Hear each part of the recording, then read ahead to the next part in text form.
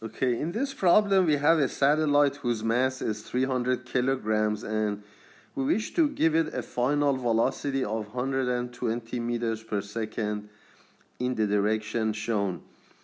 We can achieve this by exerting forces by the main and the lateral thrusters in the direction shown with the given magnitude.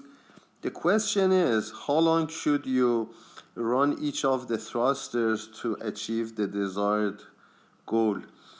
So let's look at the given situation and observe that if I write velocity as a function of time, v equals to v of t equals to at as a vector equation, therefore I can get acceleration in the directions shown by using this equation. A in x direction is vx divided by t, and acceleration in y direction is velocity in y direction divided by t.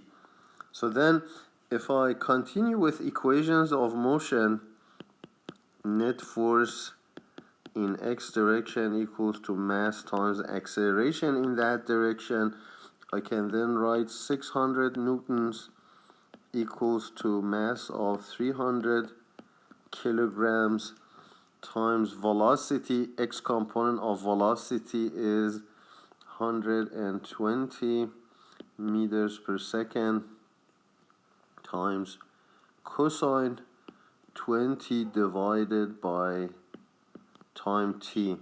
Observe that I have an equation with one unknown, so I can solve for it. Then t equals to 300 over 600 times 120 cosine of 20 degrees. If you take a calculator and do the numerical calculation, you get a time of 56.38 seconds.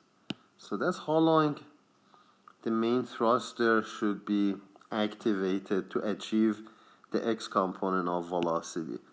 Similarly, in y direction, I can write equation of motion, and I then have a force of 100 newtons equal to mass of 300 kilograms times velocity in y direction is, let's see, 120 sine 20 divided by time. This fraction represents acceleration in y direction, and since I'm using primary units for all variables, I get my answer in the primary units of seconds.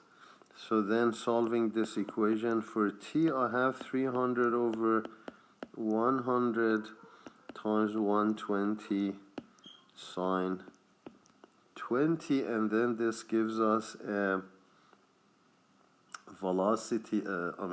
If we solve this for time, we get the corresponding acceleration.